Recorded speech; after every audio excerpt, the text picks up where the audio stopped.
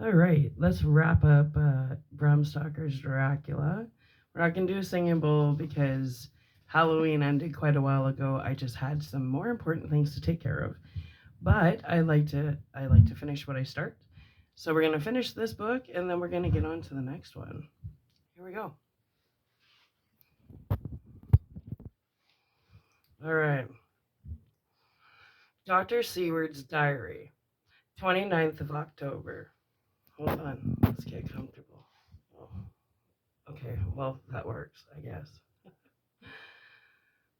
This is written in the train from Varna to Glatz. Last night we all assembled a little before the time of sunset. Each of us had done his work as well as he could. So far as thought and endeavor and opportunity go, we are prepared for the whole of our journey. And for our work, when we get to Glatz. When the usual time came round, Mrs. Harker prepared herself for her hypnotic effort, and after a longer and more strenuous effort on the part of Van Helsing than has been usually necessary, she sank into the trance. Usually, she speaks on a hint, but this time the professor had to ask her questions, and to ask them pretty resolutely before we could learn anything. At last, her answer came. I can see nothing. We are still. There are no waves lapping, but only a steady swirl of water softly running against the hawser.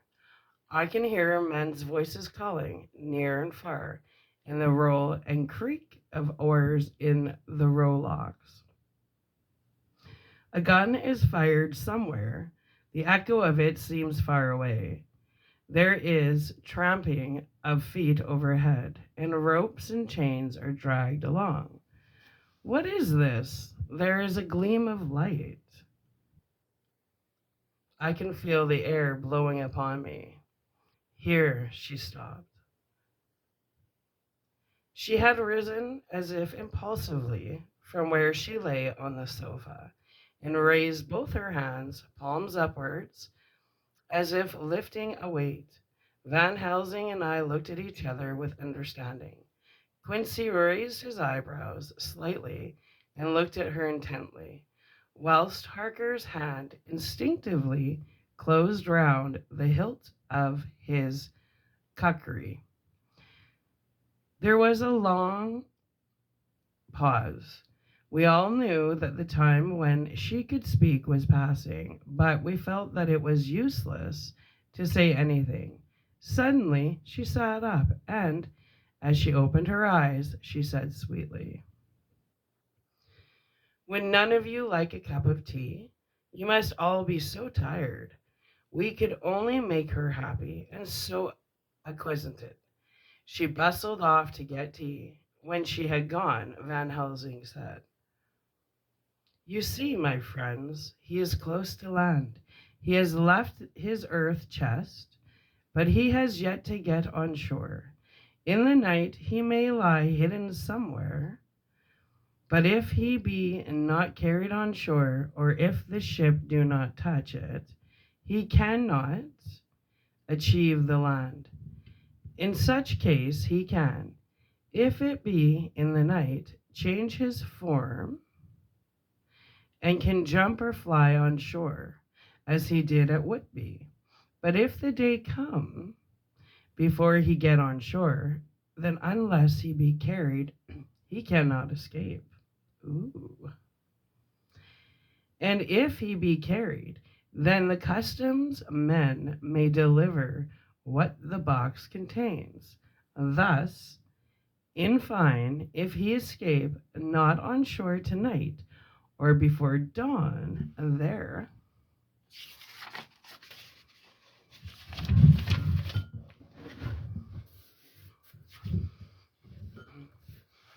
will be the whole day lost to him.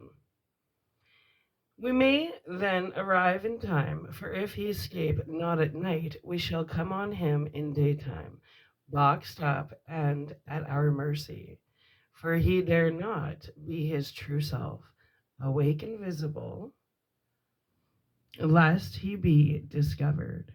There was no more to be said, so we waited in patience until the dawn, at which time we might learn more from Mrs. Harker. Ooh. Early this morning we listened with breathless anxiety for her response in her trance. The hypnotic stage was even longer in coming than before. Hmm. And when it came, the time remaining until full sunrise was so short that we began to despair. Van Helsing seemed to throw his whole soul into the effort. At last, in obedience to his will, she made reply.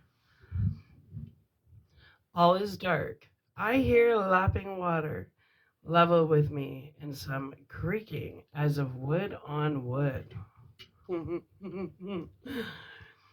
She paused, and the red sun shot up. We must wait till tonight. And so it is that we are traveling towards Galatz in an agony of expectation. We are due to arrive between 2 and 3 in the morning, but already at Bucharest we are 3 hours late, so we cannot possibly get in till well after sunup. Thus we shall have 2 more hypnotic messages from Mrs. Harker. Either or both may possibly throw more light on what is happening. Later. Sunset has come and gone. Fortunately, it came at a time when there was no distraction. For had it occurred whilst we were at a station, we might not have secured the necessary calm and isolation. Mrs. Harker yielded to the hypnotic influence even less readily than this morning. I am in fear that her power of reading the Count's sensations may die away just when we want it most. It seems to me that her imagination is beginning to work. Whilst she has been in the trance hitherto, she has confined herself to the simplest of facts. If this goes on, it may ultimately mislead us. If I thought that the Count's power over her would die away equally with her power of knowledge, it would be a happy thought, but I am afraid that it may not be so. When she did speak, her words were enigmatical. Something is going out. I can feel it pass me like a cold wind. I can hear far off confused sounds of men talking in strange tongues. Fierce falling water and the howling of wolves. She stopped, and a shudder ran through her, increasing in intensity for a few seconds, till, at the end, she shook as though in a palsy. She said no more, even in answer to the professor's imperative questioning. When she woke from the trance, she was cold and exhausted and languid, but her mind was all alert. She could not remember anything, but asked what she had said. When she was told, she pondered over it deeply for a long time and in silence.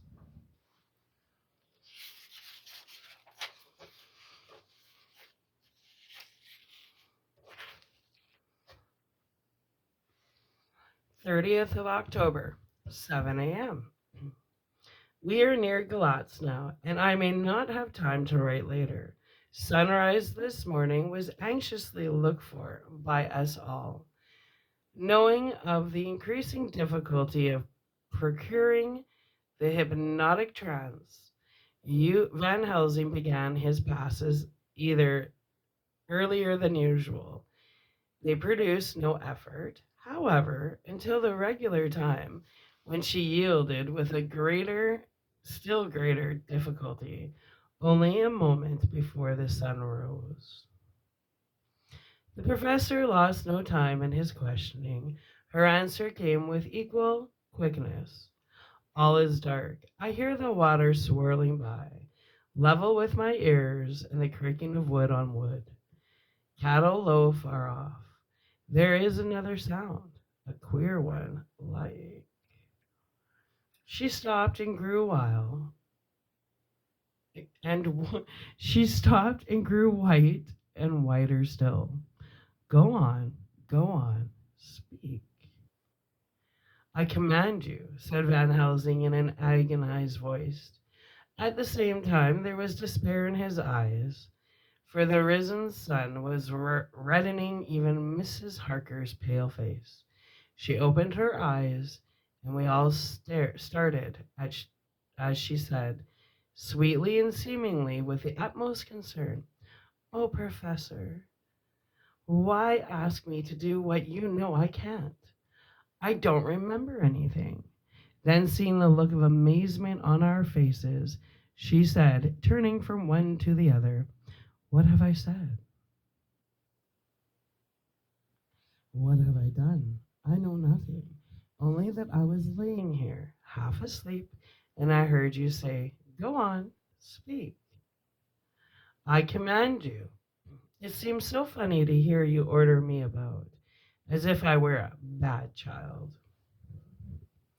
"Oh, Madame Mina," he said sadly, it is proof he be needed of how I love and honor you, when a word for your good, spoken more earnest than ever, can seem so strange because it is to order her whom I am proud to obey.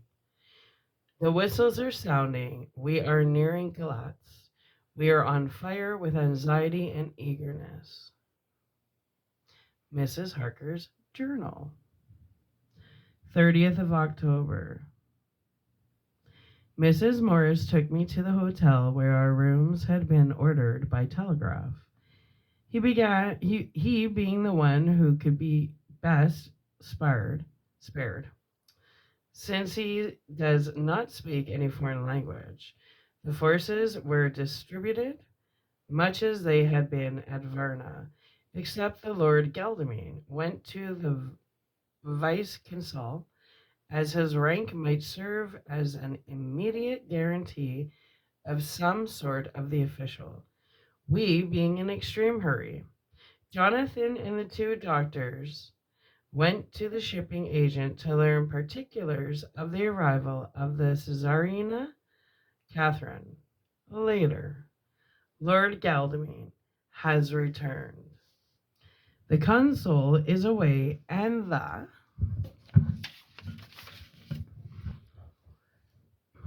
vice consul sick, so the routine work has been attended to by a clerk. He was very obliging and offered to do anything in his power. Jonathan Harker's Journal, 30th of October. At 9 o'clock, Dr. Van Helsing, Dr. Seward, and I called on Messrs. Mackenzies and Stenkoff, the agents of the London firm of Hapgood. They had received a wire from London in answer to the Lord Geldamine's telegraphed request, asking them to show us any civility in their power. They were more than kind and courteous, and took us at once on board the Caesarina Catherine, which lay at anchor out in the river harbor. There we saw the captain, Donaldson by name, who told us of his voyage. He said that in all his life he had never had so favorable a run. "Man," he said, "but it made us afeard, for we expected that we should have had to pay for it some rare piece o' ill luck, so as to keep up the average. It's no canoe to run frae London to the Black Sea wi' a wind I hint ye, as though the deal himself were blowing on your sail for his ain purpose, and at the time we could no speir a thing.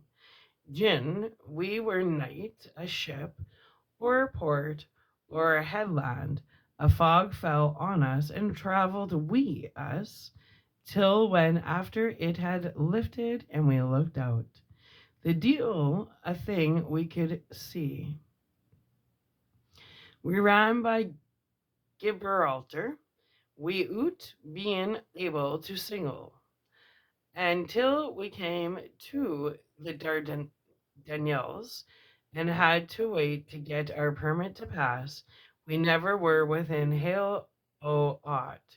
At first I inclined to slack off sail and beat about till the fog was lifted. But whiles I thought that if the deal was minded to get us into the Black Sea quick, he was like to do it whether we would or no. If we had a quick voyage, it would be no to our miscredit we the owners, or no hurt to our traffic. And the old mon who had served his ain purpose would be decently grateful to us for no hindering him. This mixture of simplicity and cunning, of superstition and commercial reasoning, aroused Van Helsing, who said, "Mine friend, the devil is more clever than he is thought by some, and he know when he meet his match." The skipper was not displeased with the compliment and went on. When we got past the Bosphorus, the men began to grumble. Some of them, the Ruminarians, came and asked me to heave overboard a big box which had been put on board by a queer looking old man just before we had started frae London. I had seen them speer at the fellow and put out their two fingers when they saw him, to guard against the devil, or to guard against the evil eye. Man, but the superstition of foreigners is perfectly ridiculous. I sent them about their business pretty quick, but as just after a fog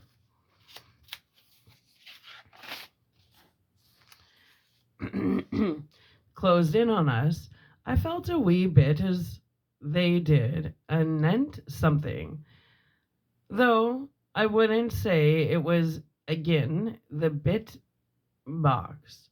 Well, on we went.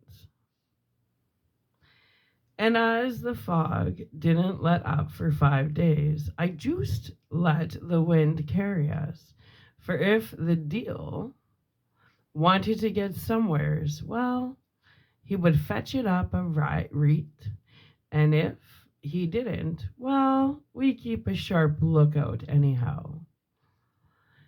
Some much we had a fair way and deep water all the time.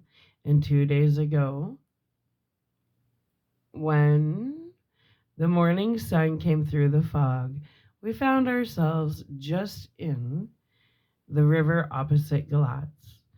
The Ruminarians were wild and wanted me right or wrong to take out the box and fling it in the river.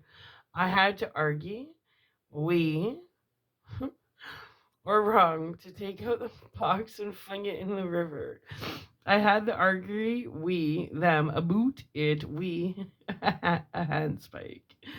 And when the last them rose off the deck, we his head in his hand, I had convinced them that evil eye or no evil eye, the property and the trust of my owners were better in my hands than in the river Dunabe. They had, mind ye, taken the box on the deck ready to fling in, and as it was marked Galatz v. Varna, I thought I let it lie till we discharged in the port and get rid o' tea altogether. We didn't do much clearin' that day and had to remain the niche at anchor. But in the morning, braw and early, an hour before sun up, a man came aboard we an order written to him from England to receive a box marked for one Count Dracula. Sure enough, the matter was one ready to his hand. He had his papers a read, and glad I was to be rid o' the damn thing, for I was beginning, Mazel, to feel uneasy at it. If the deal did have any luggage aboard the ship, I'm thinking it was name either than that same. I'm telling you, this old lit language, I suck at reading it. At least I admit it. Anyway, let's go.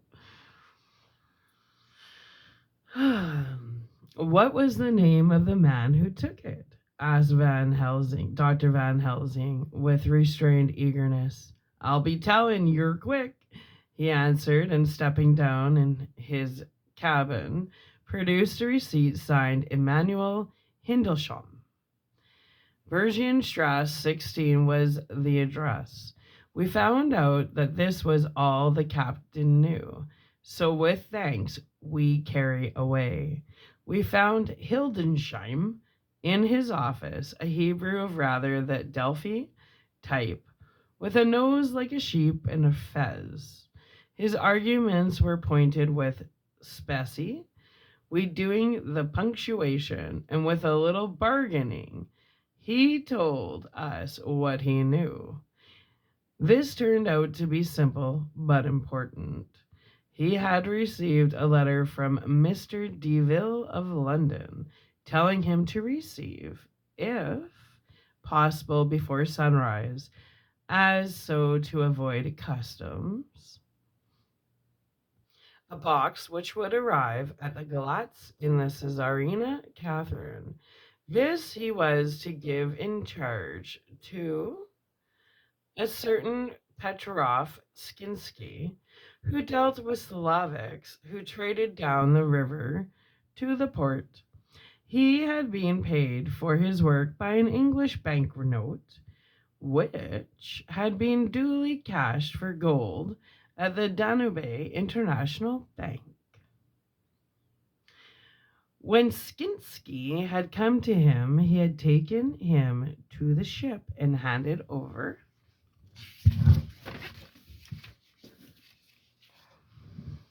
the box so as to save porterage, I think fees.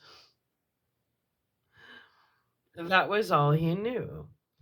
We then sought for Skinsky, but were unable to find him. One of his neighbors, who did not seem to bear him any affection, said that he had gone away 2 days before. No one knew whither. This was corroborated by his landlord, who had received by messenger the key of the house together with the rent due in English money. This had been between 10 and 11 o'clock last night. We were at a standstill again. Whilst we were talking, one came running and breathlessly gasped out that the body of Skinsky had been found inside the wall of the churchyard of St. Peter, and that the throat had been torn open as if by some wild animal. Those we had been speaking with ran off to see the horror, the woman crying out, "This is the work of a Slavic!" We hurried away, lest we should have been in some way drawn into the affair and so detained. As we came home, we could hear at no definite conclusion. We were all convinced that the box was on its way by water to somewhere, but where that might be, we would have to discover. With heavy hearts, we came home to the hotel to Mina. When we met together, the first thing was to consult as to taking Mina again into our confidence. Things are getting desperate, as it is at the least a chance, though a hazardous one. As a preliminary step, I was released from my promise to her. Mina Harker's Journal, 30th October, evening. They were so tired and worn out and dispirited that there was nothing to be done till they had some rest. So I asked them all to lie down for half an hour, whilst I should enter everything up to the moment. I feel so grateful to the man who invented the traveler's typewriter, and to Mr. Morris for getting this one for me. I should have felt quite astray doing the work if I had to write with a pen. It is all done. Poor dear, dear Jonathan. What he must suffered. What must he be suffering now? He lies on the sofa, hardly seeming to breathe, and his whole body appears in collapse. His brows are knit. His face is drawn with pain. Poor fellow. Maybe he is thinking, and I can see his face all wrinkled up with the concentration of his thoughts. Oh, if I could only help at all, I should do what I can. Hmm. I have asked Dr. Van Helsing, and he has got me all the papers that I have not yet seen. Whilst they are resting, I shall go over all carefully, and perhaps I may arrive at some conclusion. I shall try to follow the professor's example and think without prejudice on the facts before me. I do believe that under God's providence, I have made a discovery. I shall get the maps and look over them. I am more than ever sure that I am right. My new conclusion is ready, so I shall get our party together and read it. They can judge it. It is well to be accurate, and every minute is precious. Mina Harker's memorandum entered in her journal. Ground of inquiry. Count Dracula's problem is to get back to his own place. A. He must be brought back by someone.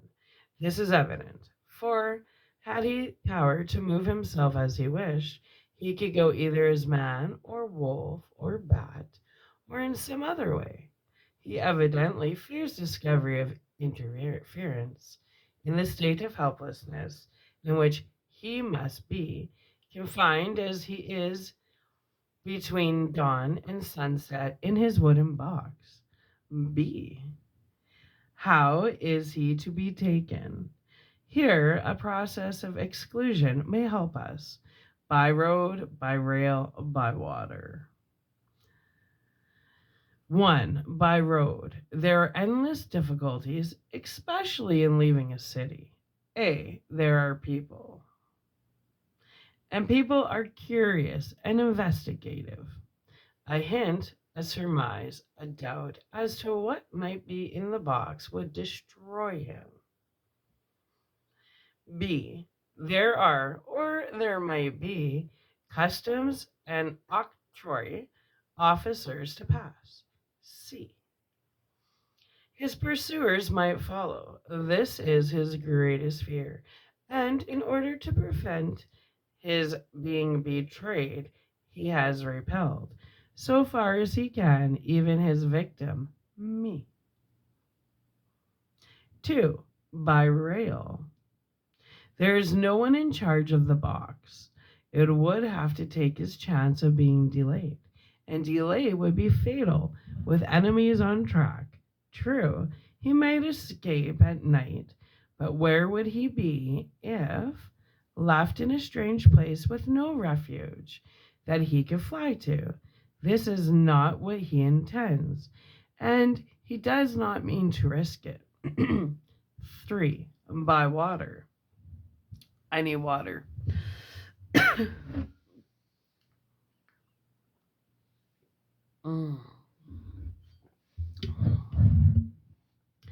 3. By water. Here is the safest way in one respect, but with most dangerous in another. On the water, he is powerless except at night. Even then, he can only summon fog and storm and snow and his wolves. But where he wrecked it, the living water would engulf him, helpless, and he would indeed be lost. He could have the vessel drive to land, but if it were unfriendly land, wherein he was not free to move, his position would still be desperate. We know from the record that he was on the water, and what we have to do is to ascertain what water. The first thing is to realize exactly what he has done as yet. We may then get a light on what his later task is to be. Firstly, we must consider what he did in London as part of his general plan of action. When he was pressed for moments and had to arrange as best he could. Secondly, we must see, as well as we can surmise it from the facts we know of, what he has done here. As to the first, he evidently intended to arrive at Galatz, and sent envoys to Varna to deceive us, lest we should ascertain his means of exit from England. His immediate and sole purpose then was to escape. The proof of this is the letter of instructions sent to Emanuel Hildesheim to clear and take away the box before sunrise.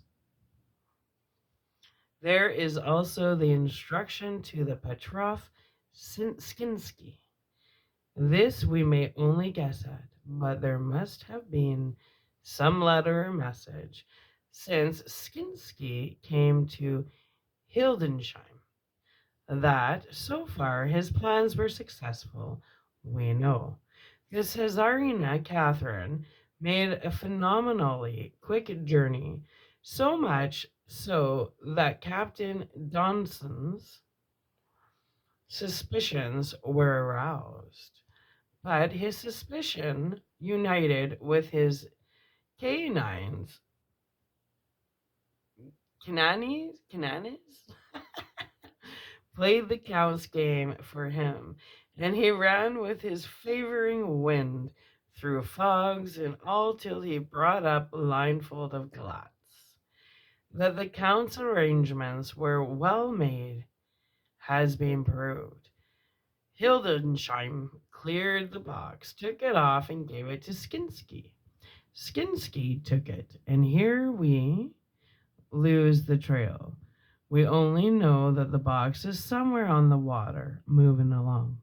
The customs and the octroi, if there be any, have been avoided. Now we come to what the Count must have done after his arrival on land at Galatz. The box was given to Skinsky before sunrise. At sunrise, the Count could appear in his own form. Here, we ask why Skinsky was chosen at all to aid in the work. In my husband's diary, Skinsky is mentioned as dealing with the Slavics who trade down the river to the port. And the man's remark, that the murder was the work of a Slavic, show the general feeling against his class. The Count wanted isolation. My surmise is this. That is London, the Count decided to get back to his castle by water as the most safe and secret way. He was brought from the castle of Sagani, and probably they delivered their cargo to the Slavics, who took the boxes to Varna, for there they were shipped for London. Thus the Count had acknowledged of the persons who could arrange this service. When the box was on land before sunrise or after sunset, he came out from his box, met Sinsky, and instructed him what to do as to arranging the carriage of the box up some river. When this was done, and he knew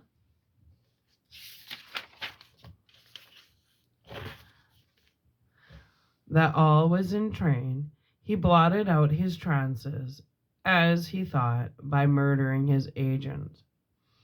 I had examined the map and found that the river most suitable for the Slavics to have ascended is either the Pruth or the Sereth. I read in the typescript that it was my trance. I heard cows low and water swirling levels with my ears and the creaking of wood.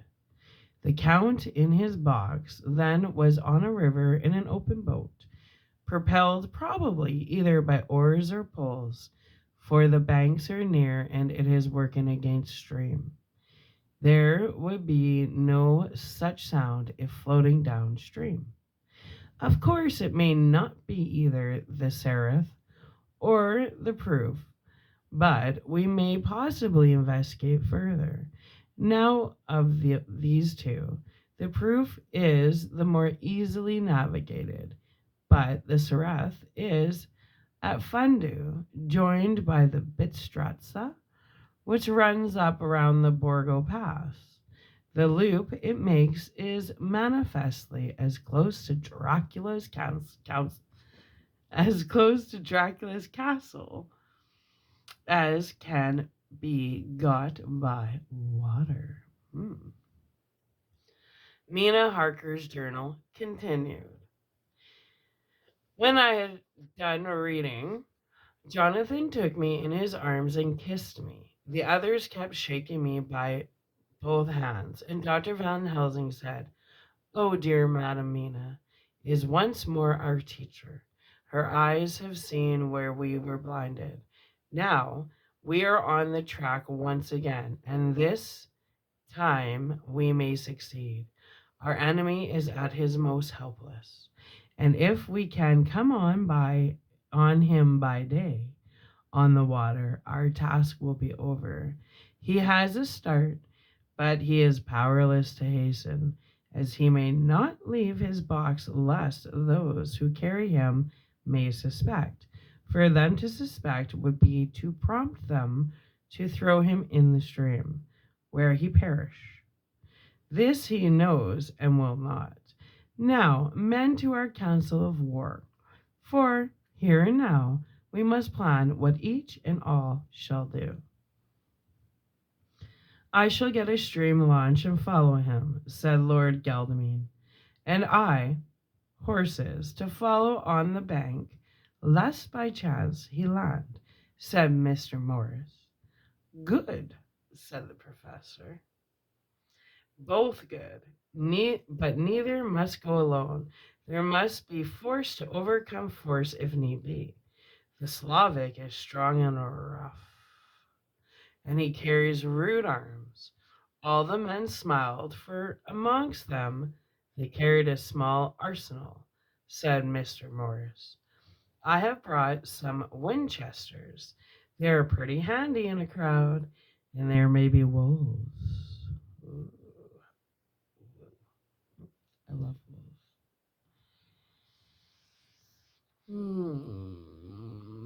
Where were we? And there may be wolves. Where were we?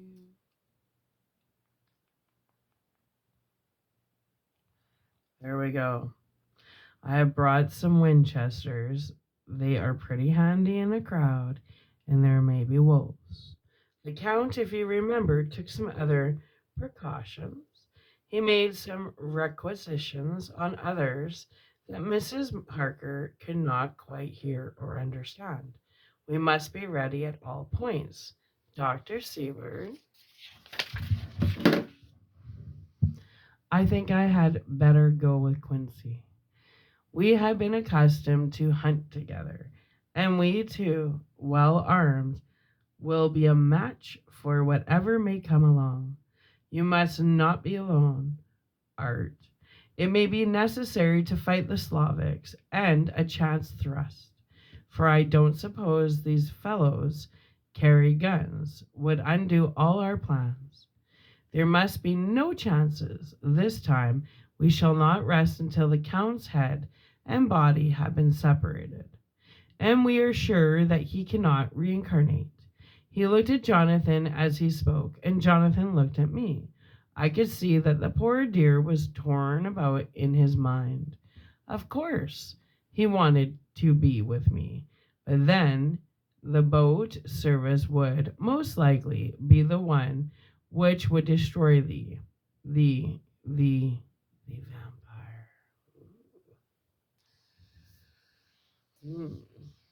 Why did I hesitate to write the word? He was silent a while, and during his silence, Dr. Van Helsing spoke.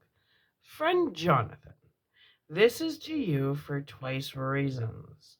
First, because you are young and brave and can fight, and all energies may be needed at the last. And again, that it is your right to destroy him, that which has wrought such woe to you and yours.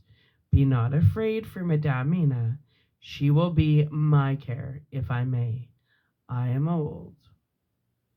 My legs are not so quick to run as at once, and I am not used to ride so long or to pursue as need be, or to fight with lethal weapons. But I can be of other service. I can fight another way. I can die if need be, as well as younger men. Now let me say that what I would is this.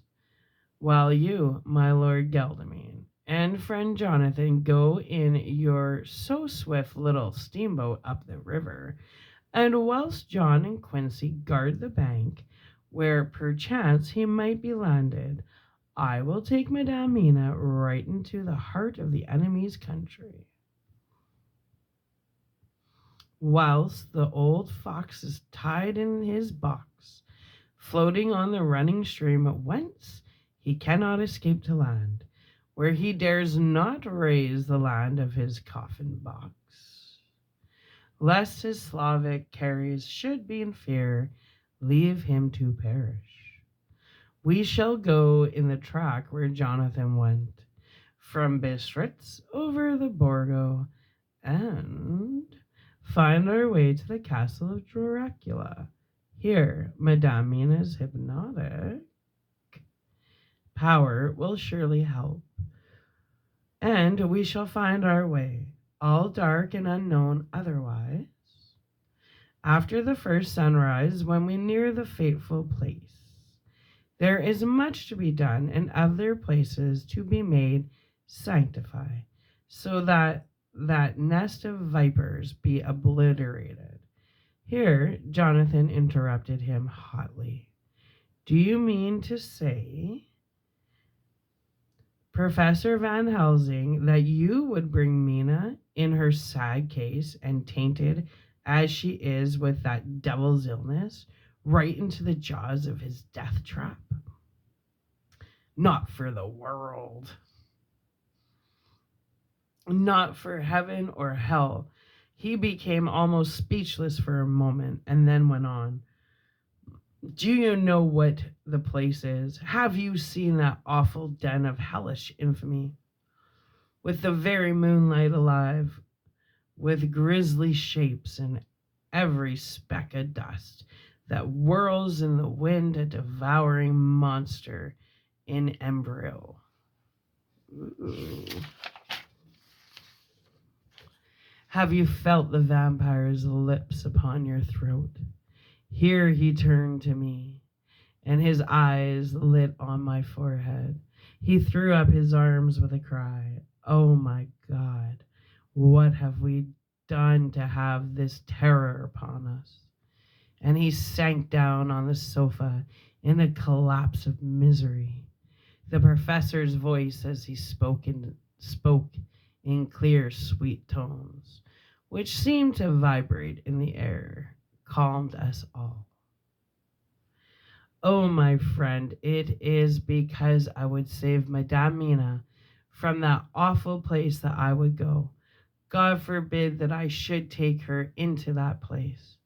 There is work, wild work, to be done there, that her eyes may not see. We men here, all save Jonathan, have seen with our own eyes what is to be done before that place can be purified. Remember that we are in terrible straits. If the Count escape us this time, and he is strong and subtle and cunning, he may choose to sleep him for a century. And then in time, our dear one, he took my hand, would come to him to keep him company, and would be as those others that you, Jonathan, saw. You have told us of their gloating lips. You heard their ribald laugh as they clutched the moving bag that the Count threw to them. You shudder, and well may it be. Forgive me that I make you so much pain, but it is necessary. My friend, it is not a dire need for the which I am giving, if need be, my life. If it were that anyone went into that place to stay, it is I who would have to go to keep them company. Do as you will, said Jonathan, with a sob that shook him all over. We are in the hands of God. Later. Oh, it did me good to see the way that these brave men worked. How can women help loving men when they are so earnest and so true and so brave? And, too, it made me think of the wonderful power of money.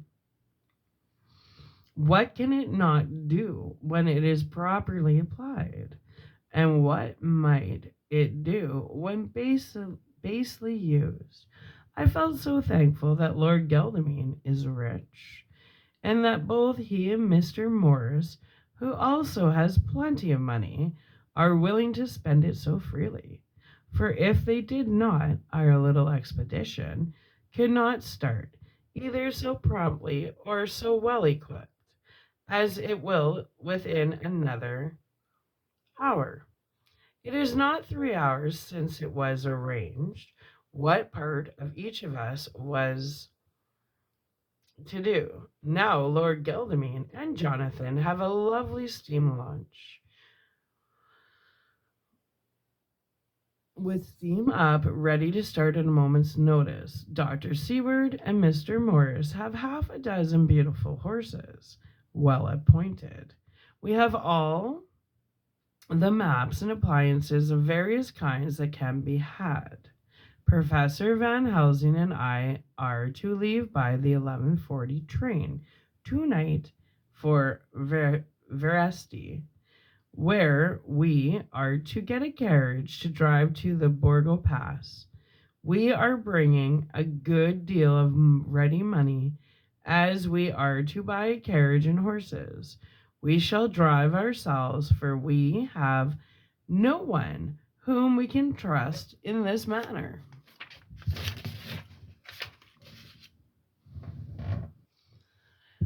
The professor knows something of a great many languages, so we shall get on all right. We have all got arms, even for me a large bore revolver. Jonathan would not be happy unless I was armed like the rest. A lie. I cannot carry one arm that the rest do. The scar on my forehead forbids that. Dear Dr. Van Helsing comforts me by telling me that I am fully armed as there may be wolves. The weather is getting colder every hour, and there are snow flurries which come and go as warnings. Later, it took all my courage to say goodbye to my darling. We may never meet again. Courage, Mina.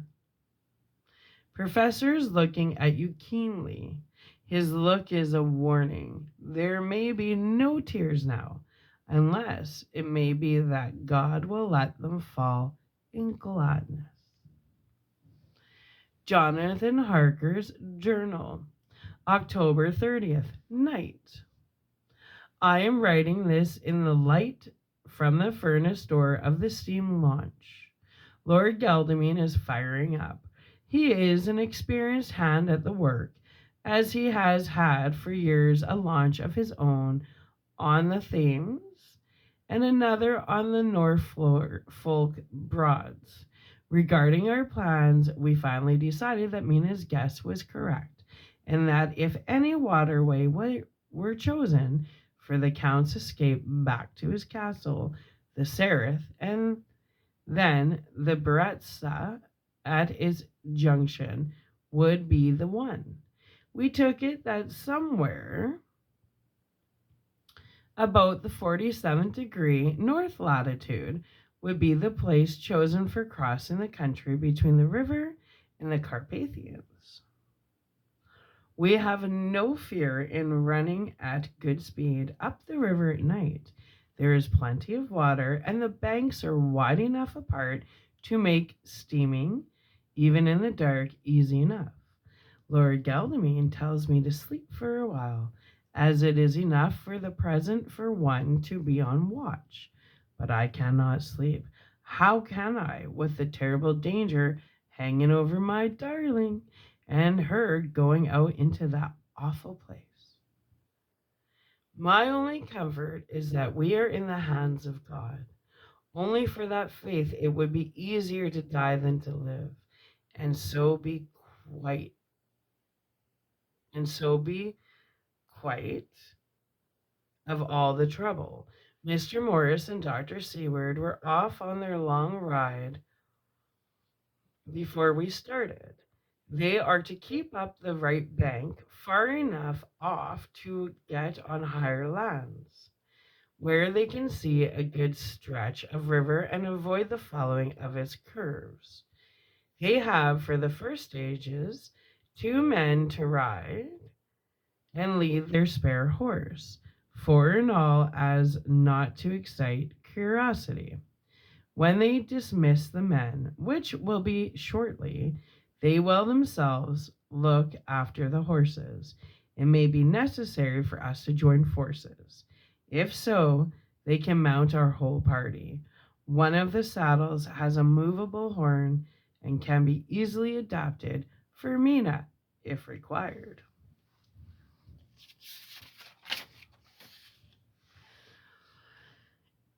It is a wild adventure we are on. Here, as we are rushing along through the darkness, with the cold from the river seeming to rise up and strike us, with all the mysterious voices of the night around us, it all comes home.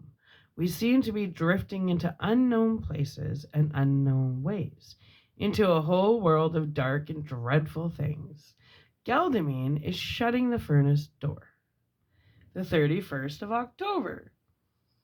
Still hurrying along, the day has come, and Geldamine is sleeping. I am on watch. The morning is bitterly cold. The furnace heat is grateful, though we have heavy fur coats. As yet, we have passed only a few open boats, but none of them had on board any box or package of anything like the size of the one we seek. The men were scared every time we turned our electric lamp on them, and fell on their knees and prayed. The 1st of November evening. No news all day. We have found nothing of the kind of we seek. We have now passed into the Bidstra, and if we are wrong in our surmise, our chance is gone. We have overhauled every boat, big and little.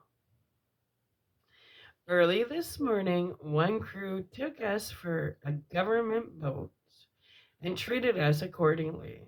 We saw in this a way of smothering matters. So at Fundu, where the Bistritsa runs into the Sereth, we got a Romanian flag, which we now fly conspicuously, with every boat which we have overhauled since then. This trick has succeeded. We have had every difference shown to us, and not once any objection to whatever we choose to ask or do. Some of the Slavics tell us that a big boat passed them, going at more than usual speed as she had a double crew on board. This was before they came to Fundu, so they could not tell us whether the boat turned into the Bistritsa or continued up the Serath. At Fundu, we could not hear of any such boat, so she must have passed there in the night. I am feeling very sleepy. The cold is perhaps beginning to tell upon me, and nature must have rest some time. Galdamine insists that he shall keep the first watch. God bless him for all his goodness to poor dear Mina and me. The 2nd of November morning. It is broad daylight. The good fellow would not wake me. He says it would have been a sin to, for I slept so peacefully and was forgetting my trouble. It seems brutally selfish of me to have slept so long and let him watch all night, but he was quite right. I am a new man this morning, and as I sit here and watch him sleeping, I can do all that is necessary, both as to minding the engine, steering, and keeping watch. I can feel that my strength and energy are coming back to me. I wonder where Mina is now and Van Helsing. They should have got to Varesti about noon on Wednesday. It would take them some time to get the carriage and horses. So if they had started and traveled hard,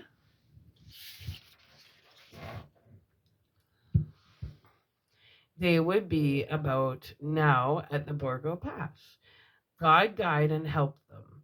I am afraid to think what might happen.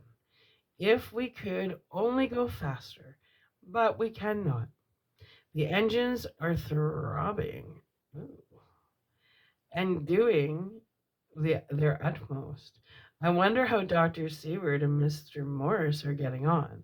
There seem to be endless streams running down from the mountains into this river, but as none of them are very large, at present, at all events, though they are terrible doubtless, in winter and when the sun or the snow melts.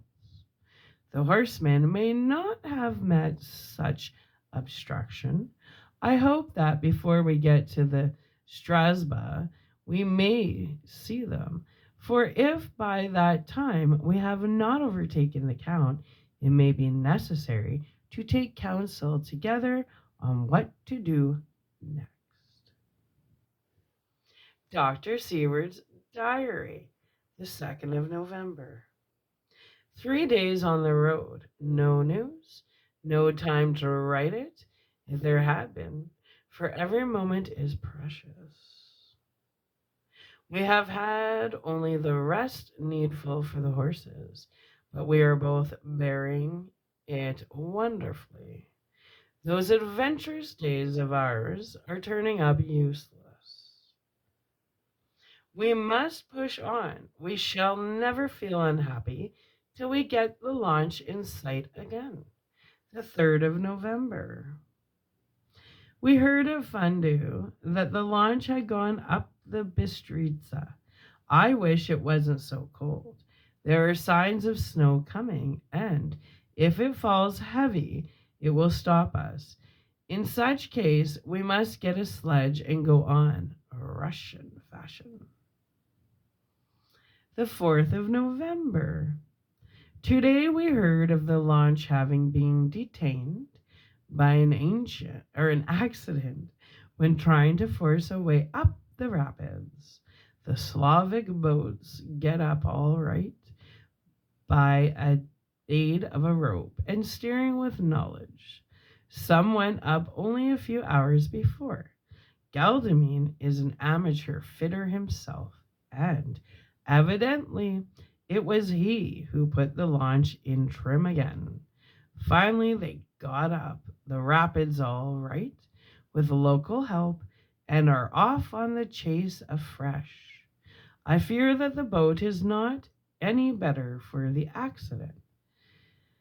The peasantry tell us that after we got upon the smooth water again, she kept stopping every now and again so long as she was in sight. We must push on harder than ever. Our help may be wanted soon. Mina Harker's Journal, the 11th of October. Arrived at Varsity at noon. The professor tells me that this morning at dawn he could hardly hypnotize me at all, and that all I could say was dark and quiet. He is off now buying a carriage and horse. He says that he will later on try to buy additional horses so that we may be able to change them on the way. We have something more than 70 miles before us. The country is lovely and most interesting, if only we were under the different conditions. How delightful it would be to see it all. If Jonathan and I were driving through it alone, what a pleasure it would be to stop and see people and learn something of their life, and to fill our minds and memories with all the color and picturesqueness of the whole wild, beautiful country and the quaint people. But a lie. Later, Dr. Van Helsing has returned. He has got the carriage and horses. We are to have some dinner and to start in an hour. The landlady is putting us up a huge basket of provision. It seems enough for a company of soldiers.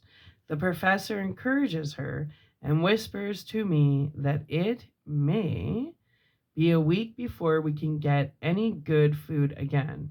He has been shopping too, and has sent home such a wonderful lot of fur coats and wraps and all sorts of warm things. There will not be any chance of our being cold.